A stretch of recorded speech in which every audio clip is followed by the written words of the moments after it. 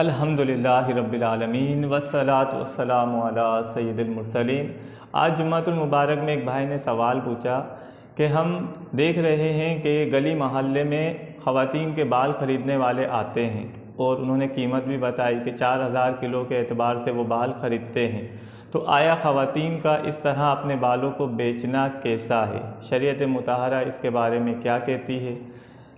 تو اس کا جواب سماعت فرما لیں۔ اللہ نے قرآن میں فرمایا وَلَقَدْ كَرَّمْنَا بَنِي آدَمَ، ہم نے بنی آدم کو جو ہے اعزاز بخشا ہے، اشرف المخلوقات بنایا ہے۔ تو بنی آدم اپنے تمام اعضاء کے ساتھ تعظیم کے لائق ہے، اس کے تمام اعضاء پہ اللہ ہی کا حق ہے، وہ اپنے اعضاء کا مالک نہیں ہے، اللہ نے ایک وقتی طور پر اس کو اختیار دیا ہے۔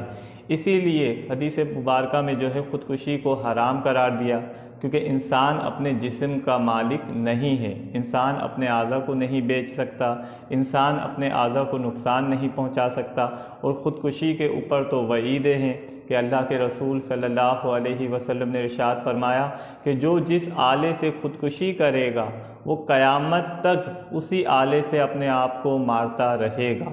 تو ان باتوں سے معلوم ہوا کہ انسان اپنے جسم کا مالک نہیں ہے۔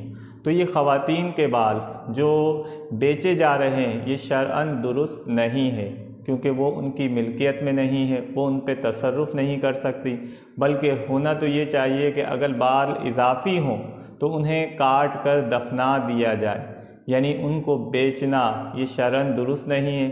اگر وہ بیچا تو وہ مال مفسد ہوگا، اسے جو ہے بلا نیت صدقہ کرنا ہوگا۔